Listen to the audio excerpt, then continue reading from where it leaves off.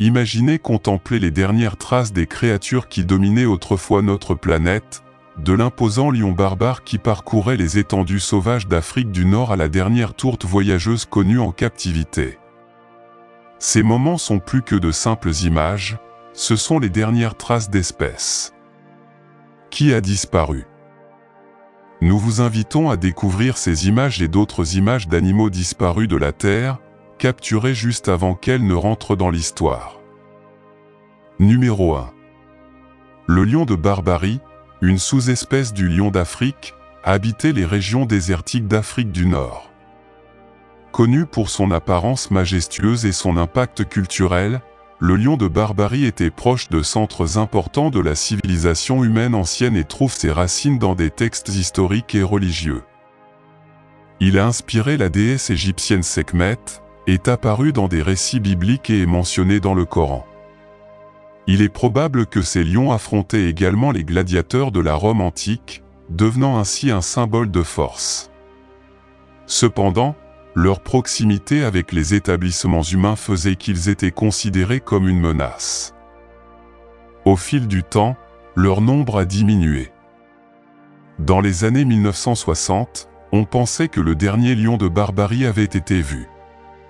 Une photographie prise depuis un avion au-dessus des montagnes de l'Atlas durant cette période est mentionnée comme la dernière photo connue de ce lion. L'image est remarquable car elle capture les derniers instants probables du lion de Barbarie dans la nature, mettant en valeur la beauté de son habitat naturel. Des recherches génétiques récentes ont révisé le récit de l'extinction du lion de Barbarie. Ils ont révélé que ce qui était considéré comme une sous-espèce distincte fait en réalité partie d'un seul clade qui s'étend sur l'Afrique du Nord, le Moyen-Orient, certaines parties du sud de l'Europe et l'Asie. Cette découverte suggère que même si le lion de Barbarie, tel qu'il était historiquement connu, ne parcourt plus la nature, son héritage génétique perdure chez les lions de ces régions. Numéro 2. La tourte voyageuse, autrefois l'espèce d'oiseau la plus abondante en Amérique du Nord, a connu un déclin rapide de plusieurs milliards en quelques décennies seulement. Cette espèce prospérait dans les forêts denses de l'Est des États-Unis, formant d'immenses troupeaux qui pouvaient obscurcir le ciel pendant des jours lors de leur migration. Cependant, l'expansion rapide des colons européens au XIXe siècle a radicalement modifié le paysage. La déforestation pour défricher les terres pour l'agriculture et le développement urbain a affecté leurs habitats. De plus, la tourte voyageuse est devenue une cible populaire pour les chasseurs commerciaux car sa viande était bon marché et accessible, ce qui a contribué à son déclin. La nature sociale de l'espèce et son comportement reproducteur la rendaient vulnérable. Les pigeons voyageurs avaient besoin de grandes colonies pour se reproduire efficacement, mais à mesure que leur nombre diminuait, ils ne pouvaient pas se reproduire en nombre suffisant pour maintenir leur population. À la fin du XIXe siècle, les populations sauvages étaient très réduites. Martha, la dernière tourte voyageuse connue, vivait aux eaux de Cincinnati. Sa photographie, prise en 1914, est le dernier enregistrement visuel de cette espèce. Il décède le 1er septembre 1914, marquant la fin de la tourte voyageuse. Numéro 3. Le bubal de Bubal, décrit pour la première fois par la science en 1766, était une sous-espèce unique parmi les 8 types connus de bubal de Bubal. Il se distinguait par son pelage uniforme de couleur sable, ce qui le rendait parfaitement adapté au camouflage dans les déserts d'Afrique du Nord, son habitat d'origine. Suite à la colonisation française de l'Algérie dans les années 1830, le sort du bubal bubal a radicalement changé. Les chasseurs et les colons ciblaient souvent ces animaux et leurs populations ont commencé à décliner rapidement au début du XXe siècle. À cette époque, le bubal bubal ne pouvait être trouvé que dans des zones isolées d'Algérie et du Maroc. En 1917, un petit troupeau de 15 animaux est découvert. Cependant, la plupart d'entre eux ont été chassés, n'en laissant que 3. La dernière photographie connue du bubal a été prise en 1923 dans un zoo de Paris. Cette image capture l'un des derniers représentants de son espèce en captivité.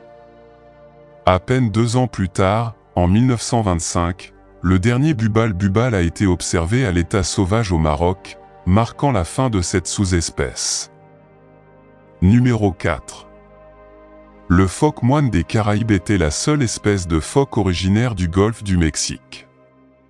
Autrefois commun dans toute leur aire de répartition, ces phoques se rassemblaient généralement en groupes d'une trentaine d'individus, bien qu'ils soient parfois observés en groupes allant jusqu'à 100. Leur régime alimentaire était principalement composé de poissons et de crustacés. Sur Terre, ils étaient lents et avaient un caractère curieux, même en présence des gens, ce qui a malheureusement contribué à leur disparition. Plusieurs facteurs ont conduit à l'extinction du phoque moine des Caraïbes. La surpêche de leur proie a réduit leur accès à suffisamment de nourriture pour maintenir leur population. Leur lenteur à terre les rendait plus vulnérables, et leur curiosité envers les humains rendait la chasse encore plus facile. Ces phoques étaient chassés principalement pour l'huile contenue dans leur graisse et étaient également consommés régulièrement. Dans les années 1850, le phoque moine des Caraïbes était déjà rare. En 1886, une expédition scientifique découvre un groupe de phoques autour d'un petit groupe d'îlots. Malheureusement, 42 phoques ont été capturés lors de cette expédition pour être envoyés dans des musées du monde entier. Aujourd'hui, il ne reste que 2 de ces spécimens dans des musées, tous 2 au Royaume-Uni. L'une des dernières photos connues du phoque moine des Caraïbes montre un phoque faisant partie d'un groupe de 4 acquis par l'Aquarium de New York. Une autre photo de ce même groupe date de 1952. La dernière observation confirmée de l'espèce a eu lieu au large des côtes colombiennes en 1952, et elle n'a plus été vue depuis. Numéro 5. Le mammouth laineux, symbole emblématique de la période glaciaire, aurait disparu il y a entre 4000 et 10 000 ans, avec seulement des os et des défenses comme preuve de son existence. Les fossiles découverts dans les toundras gelées de Sibérie, d'Amérique du Nord et d'Europe indiquent que ces mammouths ont disparu en raison des changements climatiques et de la pression exercée par la chasse humaine à la fin de la dernière période glaciaire. Cependant, de récentes découvertes et avancées scientifiques ont apporté de nouvelles connaissances sur ces créatures majestueuses, relançant le débat sur leur éventuelle résurrection. En 2013, des scientifiques de Sibérie ont découvert des restes de mammouths laineux avec des tissus musculaires intacts et du sang liquide, une découverte révolutionnaire qui a permis d'étudier en détail leur ADN et leur physiologie. Ces études ont montré que les mammouths laineux étaient incroyablement bien adaptés aux environnements froids, avec une fourrure longue et épaisse, une épaisse couche de graisse et de grandes défenses incurvées qui leur permettaient de se nourrir facilement dans la neige et la glace. De plus, des rapports récents ont accru l'intrigue quant à son existence. En 2012, certains habitants de Sibérie affirmaient avoir aperçu une créature ressemblant à un mammouth laineux errant dans la région. Cependant, ils n'ont pas pu s'approcher suffisamment pour confirmer leurs soupçons en raison de problèmes de sécurité et de peur d'effrayer la créature. Bien que certains suggèrent qu'il pourrait s'agir d'un éléphant sauvage, de nombreux scientifiques estiment que les descriptions ne correspondent à aucune espèce d'éléphant connue. Les caractéristiques physiques des mammouths laineux, comme une bosse de graisse derrière la tête qui servait de réserve d'énergie, des oreilles plus petites pour minimiser les pertes de chaleur et des dents adaptées pour mâcher de la végétation gelée, se distinguent clairement de celles des éléphants modernes. Ces caractéristiques sont documentées dans les nombreux spécimens momifiés et fossiles étudiés par les paléontologues. Bien que le mammouth laineux soit officiellement éteint, l'espoir de revoir ces magnifiques animaux sur Terre est une perspective passionnante. Les scientifiques étudient la possibilité de cloner ces anciens géants ou de créer des hybrides d'éléphants présentant des traits de mammouth. Numéro 6. Le pic à bec ivoire, qui mesure environ 20 pouces de longueur et a une envergure de près de 30 pouces, est l'un des plus grands pics du monde. Connu sous le nom de « l'oiseau divin, en raison de son apparence impressionnante et de sa nature insaisissable, on pensait qu'il était éteint. Son plumage distinctif présente des plumes noires brillantes avec des marques blanches proéminentes sur le cou et une bande blanche sur le dos. Les mâles ont une crête rouge vif, tandis que les femelles ont une crête noire et élégante. Son bec puissant, de couleur ivoire pâle, lui donne son nom et sert à émietter l'écorce des arbres et à se nourrir d'insectes et de larves. Cet oiseau majestueux, originaire des forêts de feuillus du sud-est des États-Unis et de certaines parties de Cuba, a été observé en grand nombre pour la dernière fois au milieu du XXe siècle. La destruction de son habitat et la chasse sont les principales causes de sa disparition présumée. Cependant, en 2004, une découverte passionnante a attiré l'attention du monde entier lorsqu'une équipe d'ornithologues et d'observateurs d'oiseaux a rapporté avoir vu le pic à bec ivoire dans les marais de l'Arkansas. Cette découverte a été étayée par de brefs enregistrements vidéo et audio granuleux de leurs appels distinctifs. Cette découverte a suscité l'espoir et l'intérêt des communautés ornithologues et scientifiques, incitant à des recherches approfondies et à des efforts de conservation. Depuis lors, de nombreux rapports et enregistrements d'observation de cet oiseau par diverses personnes ont été publiés, mais aucune preuve scientifique concluante n'a été obtenue. Malgré de nombreuses expéditions et l'utilisation de technologies avancées dans la recherche, il n'existe aucune preuve définitive d'une population stable. Bien qu'il y ait des pressions pour déclarer le pic à bec ivoire éteint, les biologistes et les ornithologues amateurs insistent sur le fait qu'il existe toujours. Les commentaires des ornithologues, des observateurs amateurs et des communautés qui considèrent l'oiseau comme un symbole culturel renforcent l'espoir que cet oiseau majestueux existe toujours. Numéro 7. Le taka, un grand oiseau incapable de voler originaire de Nouvelle-Zélande, a longtemps été considéré comme éteint. Connu pour son plumage éclatant et sa taille robuste, le taka a été vu pour la dernière fois à la fin du XIXe siècle, ce qui a amené les scientifiques à conclure qu'il avait succombé à la destruction de son habitat et introduit des prédateurs. Cependant, dans une tournure remarquable des événements, l'oiseau a été redécouvert en 1948 par le docteur Geoffrey Orbell dans les montagnes isolées de Murchison, sur l'île du sud de la Nouvelle-Zélande. La redécouverte du taka était tout simplement miraculeuse. En fait, l'oiseau a été appelé « l'oiseau qui est revenu d'entre les morts ». Le docteur Orbell, un ornithologue dévoué, soupçonnait depuis longtemps que l'oiseau pourrait continuer d'exister dans une nature sauvage inexplorée. Sa persévérance a porté ses fruits lorsque lui et son équipe ont découvert une petite population de takas lors d'une expédition, démontrant ainsi la résilience de la nature.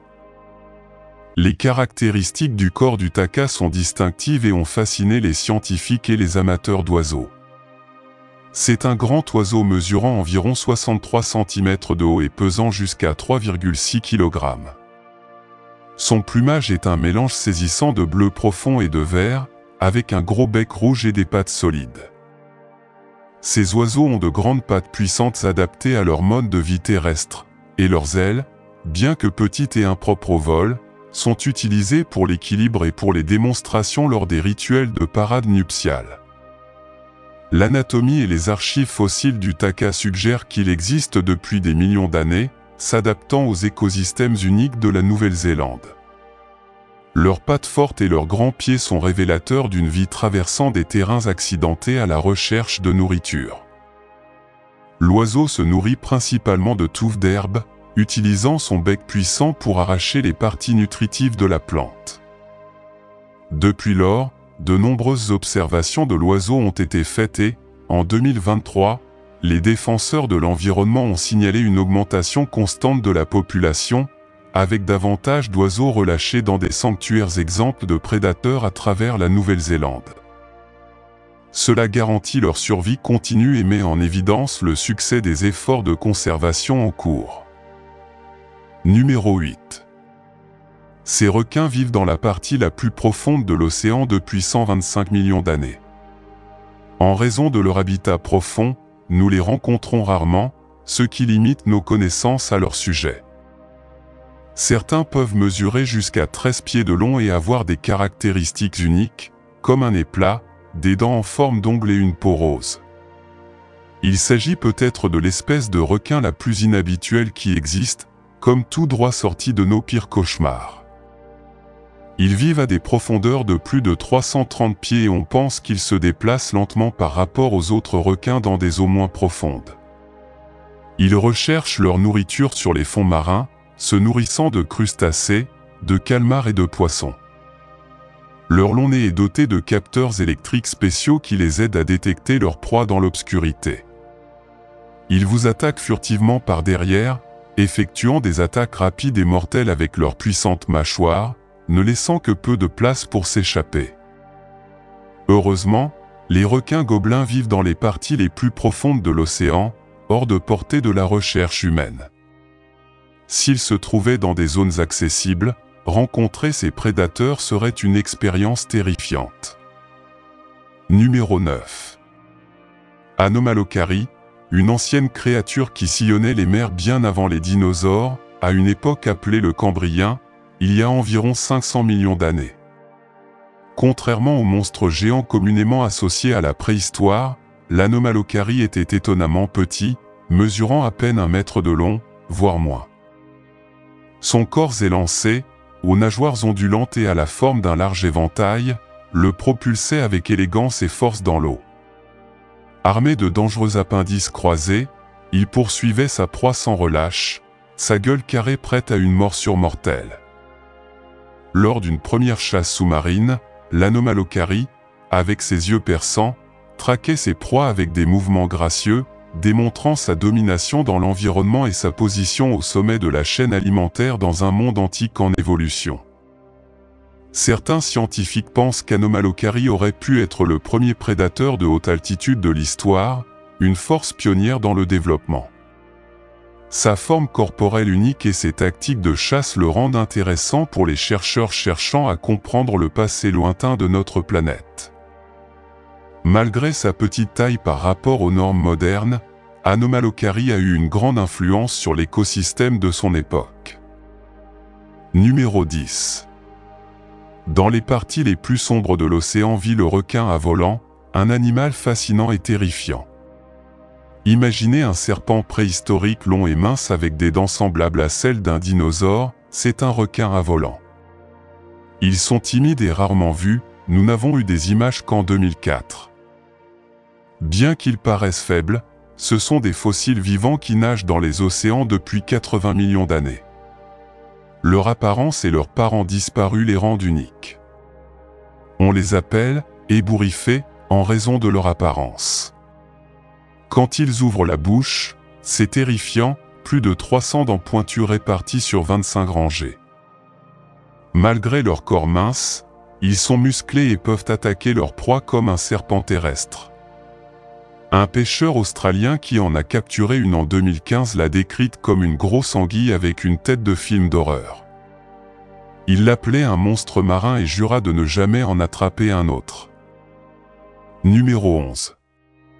Au plus profond de la surface de l'océan, des milliers de ces créatures extraordinaires se rassemblent, formant un spectacle fascinant de merveilles de la nature. Situé au large des côtes du centre de la Californie, ce jardin est une merveille naturelle, épargnée par la main de l'homme. Découvert par des chercheurs en 2018, le jardin du poulpe a laissé le monde sans voix par son immensité et sa complexité. Il a fallu plusieurs années d'études méticuleuses pour percer ces mystères, mais ce qu'ils ont découvert était vraiment extraordinaire. Le jardin abrite plus de 5000 poulpes, couvrant une superficie de 6 acres, avec une population totale estimée à plus de 20 000 individus. Ces poulpes, connus sous le nom de Museooctopus robustus, migrent vers le jardin à des fins d'accouplement et de nidification. C'est pour eux un voyage unique, un pèlerinage pour assurer la pérennité de leur lignée. Les femelles sélectionnent soigneusement les endroits chauds pour pondre leur couvée, une 60aine d'œufs au total, qu'elles protègent avec un dévouement sans faille. Ce qui rend ce jardin vraiment unique est son emplacement près du pied du mont sous-marin Davison, un volcan endormi. Les eaux chaudes autour de la brousse, chauffées par des bouches hydrothermales, offrent un environnement idéal pour le développement des poulpes. La chaleur accélère la période d'incubation des œufs, permettant à la progéniture d'émerger en moins de 2 ans, un exploit remarquable en haute mer. Mais la vie au jardin des poulpes n'est pas sans défi. Les prédateurs se cachent dans les profondeurs, attirés par l'abondance de nourriture fournie par les poulpes décédés. Les charognards tels que les grenadiers géants et les étoiles de mer se nourrissent des restes, créant un équilibre délicat dans l'écosystème. Malgré les risques, le jardin du poulpe continue d'être un phare de vie dans les profondeurs abyssales. Sa découverte a ouvert de nouvelles portes à l'exploration scientifique, révélant les merveilles cachées de nos océans. Alors que les chercheurs continuent d'étudier et de protéger cet habitat remarquable, nous nous rappelons l'importance de préserver nos environnements marins pour les générations futures.